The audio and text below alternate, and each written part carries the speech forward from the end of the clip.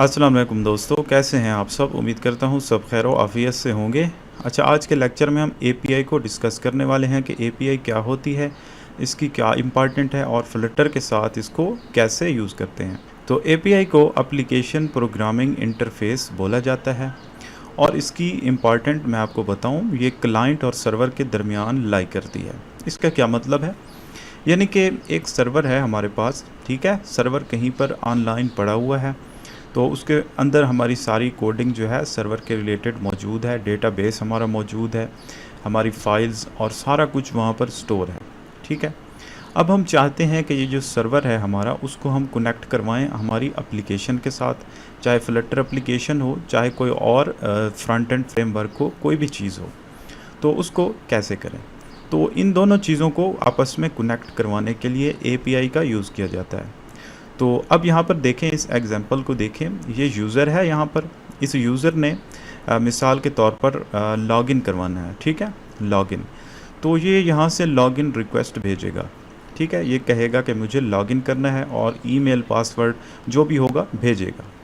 तो वो आएगा एपीआई के पास। एपीआई क्या है, एपीआई जस्ट एक पैकेज ही होगा। अगर हम फ्लटर की बात करें तो फ्लटर के अंदर एक पैकेज ही होगा, या तो HTTP होगा या फिर DIO, जो भी हम यूज़ करेंगे, तो वो पैकेज है। अब वो पैकेज क्या करेगा, वो पैकेज ये रिक्वेस्ट जो होगी इसको भेजेगा सर्वर के पास, ठीक है। अब सर्वर जो है वो वहाँ से अपना सारा काम करेगा। सर्वर को पता होगा कि इस किस्म की रिक्वेस्ट मेरे पास आनी है, वो देखेगा और पासवर्ड ईमेल जो भी उसके पास भेजा गया है उसको चेक करेगा कि क्या वाकई वो यूज़र सर्वर के अंदर मौजूद है, तो क्या इसको लॉगिन करवाना है या नहीं करवाना। जो भी वैलिडेशन होंगी, बहरहाल सर्वर उनको सब कुछ करने के बाद वापस रिस्पांस देगा एपीआई को, ठीक है। अब वो एपीआई जो है उस रिस्पांस को हमारे पास भेज देगी उस यूज़र के पास। तो यूज़र के पास जो है वापस रिस्पांस आ जाएगा, यानी कि या तो वो लॉगिन हो जाएगा या फिर उसके बाद एरर आ जाएगा, जो भी होगा। तो ये है एपीआई की वर्किंग। अब इसको रियल वर्ल्ड एग्जांपल देखते हैं। तो एक रेस्टोरेंट या होटल की मिसाल ले लें। तो कस्टमर आता है, ठीक है, कस्टमर, और वो खाने का ऑर्डर करता है। किसको करता है, वेटर को। अब ये वेटर जो है ये एपीआई का काम करेगा। अब वेटर जो है वो जाएगा किचन में, ठीक है, और वहाँ से वो खाना लेकर वापस आएगा और कस्टमर को दे देगा, ठीक है। अब यहाँ पर अगर देखें तो कस्टमर को नहीं मालूम किचन में क्या हो रहा है, ठीक है, तो दरमियान में आ जाता है वेटर। तो इसी तरह एपीआई भी यही काम करती है। हमें नहीं मालूम होता, हमारे यूज़र को या हमारी एप्लीकेशन या हमारे क्लाइंट या फ्रंट एंड, उसको नहीं पता होता कि सर्वर में क्या हो रहा है। वो एपीआई की मदद से सर्वर के साथ कम्युनिकेट करेगा, ठीक है। तो यहाँ तक उम्मीद करता हूँ आप लोगों को समझ आ गई होगी। इसमें जस्ट इतनी सी बात है कि हमारी एप्लीकेशन होगी, उसे हम अगर चाहते हैं कि सर्वर के साथ कनेक्ट करवाएं तो दरमियान में एपीआई आ जाएगी, एपीआई का यूज़ करेंगे, ठीक है। तो क्योंकि हमें सर्वर जो है इसकी अंदर की जो मालूमात है हमें नहीं पता वहाँ क्या हो रहा है, क्या कुछ हो रहा है, तो इसलिए जो बैकएंड डेवलपर है उसने तमाम जो ख़ास चीज़ें हैं, सीक्रेट चीज़ें हैं, वो छुपा के रखी हैं। उसने जस्ट एपीआई की इन्फॉर्मेशन हमें दी है कि अगर आप लोगों ने ये काम करवाना है तो आप लोगों को ये तरीक़ाकार फॉलो करना पड़ेगा। यानी कि अगर आप लोगों ने लॉगिन करवाना है तो आपको ईमेल और पासवर्ड इस तरीके से भेजना होगा और वापस जवाब ये मिलेगा, ठीक है। तो इसी तरह कोई भी एपीआई होती है, कोई भी सर्वर है, उसकी जो एपीआई होती है उसकी डॉक्यूमेंटेशन होती है। अगर डॉक्यूमेंटेशन ना हो तो हम एपीआई को यूज़ नहीं कर सकते। डॉक्यूमेंटेशन हमें बताती है कि इस एपीआई को कैसे यूज़ करना है। तो अब चलते हैं ब्राउज़र में, मैं आपको एक एग्जांपल दिखाता हूँ कुछ चीज़ें। यहाँ पर लिखें फेक एपीआई, ठीक है, क्योंकि इस वक्त हमारे पास कोई रियल सर्वर मौजूद नहीं है हमारा। तो यहाँ कुछ वेबसाइट्स हैं जो फेक एपीआईज प्रोवाइड करती हैं। तो यहाँ पर ओपन करें जेसन प्लेस होल्डर इसको। तो यहाँ पर मैं एग्जांपल आप लोगों को दिखाता हूँ। तो यहाँ पर अगर आप लोग आएँ यहाँ पर राउट्स के नीचे, तो यहाँ काफ़ी सारे चीज़ें आप लोगों को नज़र आ रही हैं। गेट और आगे कोई लिंक है, फिर पोस्ट है, पुट है, पैच, डिलीट। तो ये सारे एपीआई के फंक्शन हैं, ठीक है। एपीआई जो है उसको यूज़ करने के काफ़ी सारे मेथड्स हैं। एक मेथड है गेट, दूसरा है पोस्ट, फिर है पुट, फिर है पैच, फिर है डिलीट, ठीक है। हर एक का अपना अपना काम है। तो तो इनमें से ये जो है पोस्ट, पुट, पैच, डिलीट, इनको हम ब्राउज़र के अंदर यूज़ नहीं कर सकते, ठीक है। लेकिन गेट जो है उसको हम ब्राउज़र के अंदर टेस्ट कर सकते हैं, यानी कि ये आगे लिंक दिया हुआ है पोस्ट का। अब इसके ऊपर मैं क्लिक करता हूँ, देखते हैं क्या होता है।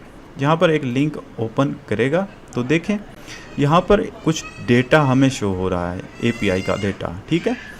अब इसने डॉक्यूमेंटेशन में हमें बताया है कि अगर आप लोगों को पोस्ट एक्सेस करनी है, यानी कि आप ये फ़र्ज़ करें कि एक सर्वर है, उसके ऊपर पोस्ट पड़ी हुई हैं मुख्तलिफ यूज़र्स की, कोई सोशल मीडिया एप्लीकेशन ही जहन में रख लें। अगर हम चाहते हैं कि उन पोस्ट को एक्सेस करें हमारी एप्लीकेशन के अंदर, तो हम ये वाला लिंक ओपन करेंगे, ये जो लिंक मौजूद है, ठीक है। तो एपीआई जो होती है वो लिंक ही होता है एक, यानी कि ये लिंक है। इस लिंक को हम एप्लीकेशन के अंदर जब ओपन करेंगे या कॉल करवाएंगे गेट मेथड के थ्रू, तो हमें ये डेटा मिलेगा जो सामने नज़र आ रहा है। एक लिस्ट है जेसन ऑब्जेक्ट की, ठीक है। तो जेसन क्या है, जैसे फ्लटर के अंदर हम यूज़ कर चुके हैं मैप, जिसमें डेटा की वैल्यू पेयर की सूरत में होता है, उसी चीज़ को ब्राउज़र के अंदर जब हम देखें तो जेसन बोला जाता है, ठीक है। तो ये वही मैप है, इसको देखें, यूज़र आईडी ये की है और उसकी वैल्यू 1, फिर आईडी उसकी वैल्यू 1, फिर टाइटल उसकी वैल्यू सामने दी गई है, इसी तरह बॉडी है उसकी वैल्यू सामने दी गई है। तो ये एक पूरी लिस्ट है जो हमें मिली है। अच्छा, अब आगे वो क्या कहता है, अब आगे वो कहता है कि अगर आप लोगों ने कोई एक पोस्ट एक्सेस करनी है तो पोस्ट के बाद स्लैश लगाकर उस पोस्ट की आईडी लिखें, यानी कि यहाँ पर देखें हर पोस्ट की एक आईडी है, 1 2 3, देखें हर पोस्ट की एक आईडी है। अगर हम यहाँ पर पोस्ट /1 लिखें तो ये 1 वाली पोस्ट को ओपन करेगा। अब देखें यहाँ पर पूरी लिस्ट नहीं आई, एक ही ऑब्जेक्ट आया है जेसन का, यानी एक ही मैप आई है, उसके अंदर जो भी डेटा है यहाँ पर आ चुका है। अब अगर मैं यहाँ पर 1 की बजाय 2 लिखूँ तो आप देखें पोस्ट 2 का डेटा आ चुका है। इसी तरह मैं जो भी लिखता जाऊँगा उसी का डेटा आता जाएगा, ठीक है। 5 मैंने लिखा तो आईडी 5 वाली पोस्ट आ गई है। तो ये है एपीआई की वर्किंग। अच्छा, ये तो है गेट मेथड यहाँ पर ब्राउज़र के अंदर ओपन हो जाता है, लेकिन जो पोस्ट है ना, पोस्ट है, पुट है, पैच, इनको हम ब्राउज़र के अंदर यूज़ नहीं कर सकते। इनको जस्ट हम एप्लीकेशन के अंदर जब पैकेज यूज़ करेंगे HTTP, उसकी मदद से ही एक्सेस कर पाएंगे, ठीक है। तो क्योंकि इनके अंदर कुछ सिक्योरिटी आ जाती है, कुछ डेटा जो है प्राइवेट तरीके से हम भेजते हैं, तो इसलिए इनको हम यहाँ ब्राउज़र के अंदर एक्सेस नहीं कर सकते। तो गेट एक वाहिद मेथड है जिसको हम ब्राउज़र के अंदर यूज़ कर सकते हैं, इसलिए मैंने यूज़ करके दिखाया है। तो इसी तरह एक और वेबसाइट में दिखा देता हूँ फेक एपीआई की, फेक स्टोर एपीआई। अब ये एपीआई है एक स्टोर की जिसके ऊपर प्रोडक्ट्स मौजूद हैं, ठीक है। इसके भी देखें मेथड्स दिए गए हैं, और गेट के थ्रू अगर हम यहाँ पर प्रोडक्ट्स को क्लिक करें तो क्या होता है, यहाँ पर भी देखें प्रोडक्ट्स आ चुके हैं, एक लिस्ट है प्रोडक्ट्स की, और हर प्रोडक्ट के अंदर कुछ एट्रीब्यूट्स हैं, ID, title, price, description, category, image और सारी चीज़ें, ठीक है। इसी तरह सारी की सारी यहाँ पर डेटा सारा का सारा आ रहा है। और इसी तरह कोई और किसी एक प्रोडक्ट को एक्सेस करना है अगर, तो उसी तरह जैसे पोस्ट के केस में था, अगर मैं यहाँ पर 1 लिखूँ तो जस्ट 1 जो है आईडी 1 वाली प्रोडक्ट यहाँ पर आ जाएगी। इसी तरह अब यहाँ पर अगर मैं 2 लिखूँ तो ये 2 वाली आ जाएगी। तो इसी तरह सेम तरीक़ाकार हमने एप्लीकेशन के अंदर से ये सारा काम करवाना है, फिर ये सारा डेटा हमें एप्लीकेशन के अंदर मिलेगा मैप की सूरत में, और मैप को हम जो है अपनी मर्ज़ी से शो करवा लेंगे जहाँ पर हमें ज़रूरत होगा। तो ये है एपीआई का ख़ुलासा। अब इसमें देखें अगर जितने भी गेट वाले मेथड हैं ना, गेट वाले, उनके आगे लिंक हैं, यानी कि इन्हें हम ओपन कर सकते हैं ब्राउज़र के अंदर। बाकी जो है पोस्ट, पुट, पैच, डिलीट, इनको हम ब्राउज़र के अंदर यूज़ नहीं कर सकते। तो इनकी डॉक्यूमेंटेशन भी अगर आप लोग देखना चाहें, व्यू डिटेल्स ऑन डॉक्स, तो डॉक्यूमेंटेशन भी आप लोगों को मिल जाएगी। तो यहाँ पर इन्होंने बताया हुआ है सारा कुछ कि अगर प्रोडक्ट्स एक्सेस करने हैं तो उनके लिए ये वाला लिंक ओपन करेंगे, ठीक है, प्रोडक्ट्स वाला, तो बदले में आप लोगों को ये रिस्पांस मिलेगा, यानी एक लिस्ट मिलेगी इनकी जेसन ऑब्जेक्ट की, यानी मैप की लिस्ट पूरी मिलेगी, ठीक है। तो इसका जो रिस्पांस होगा वो 2 सूरतों में होगा, या तो वो सक्सेसफुल होगा या फिर बैड रिक्वेस्ट होगा। तो इनका हर रिस्पांस का एक कोड होता है, ठीक है। तो वो सारी चीज़ें हम प्रैक्टिकली जब देखेंगे तो क्लियर होगा। अब यहाँ पर बता रहा है कि कोई न्यू प्रोडक्ट अगर आपने ऐड करना है सर्वर के ऊपर तो वो कैसे होगा। तो वो सारा तरीका यहाँ पर बता रहा है कि उसी लिंक के आगे जो लिंक ऊपर दिया गया है इसके ऊपर पोस्ट मेथड के थ्रू जब कॉल करेंगे और ये डेटा भेजेंगे ये यहाँ पर मौजूद है, ठीक है। तो वो क्रिएट हो जाएगा प्रोडक्ट। इसी तरह सिंगल प्रोडक्ट को गेट करने के लिए उसकी आईडी यहाँ पर आगे लिखेंगे, यानी प्रोडक्ट्स उसके बाद उसकी आईडी, तो वो प्रोडक्ट हमें मिल जाएगा यहाँ पर। अब यहाँ पर प्रोडक्ट को अपडेट करने का तरीका इसने बताया है कि वही लिंक और जस्ट उसको पुट मेथड के थ्रू कॉल करवाना है।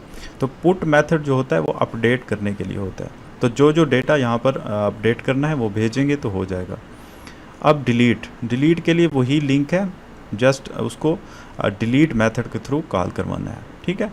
तो ये सारा काम हो जाएगा। इसी तरह हर एपीआई की एक डॉक्यूमेंटेशन होती है, यानी कि जो भी बैकएंड डेवलपर होता है ना वो एपीआई क्रिएट करता है, यानी कि वो सर्वर के अंदर सारी कोडिंग और सारी सेटिंग सारा कुछ करने के बाद हमें एपीआईज देता है, यानी कुछ लिंक देता है, जैसे ये लिंक्स हैं ऊपर, ठीक है। इसी तरह कुछ लिंक्स हमें दे देता है कि ये लिंक है, इस लिंक को आपने फ़लाँ मेथड से कॉल करना है और ये डेटा भेजना है और बदले में आपको ये मिलेगा। और इसी तरह ये वाला जो लिंक है इसको हम फ़लाँ मेथड से कॉल करें और ये वाला रिस्पांस आपको मिलेगा। तो इसी तरह जो भी एपीआईज हमने देखी हैं आज, इनको हम एप्लीकेशन के अंदर यूज़ करके देखेंगे प्रैक्टिकली, तब आप लोगों को समझ आ जाएगी। तो उम्मीद करता हूँ आज का लेक्चर आप लोगों को समझ आ गया होगा। एपीआई का बुनियादी जो तारुफ है, जो इंट्रोडक्शन है, आप लोगों के जहन में बैठ गया होगा कि ये क्या चीज़ है। अब हम नेक्स्ट ट्यूटोरियल से जब कोडिंग स्टार्ट करेंगे तो आप लोगों को कोई मसला नहीं आएगा। तो आज के लिए इतना ही, मिलते हैं नेक्स्ट ट्यूटोरियल में। ओके, अल्लाह हाफ़िज़।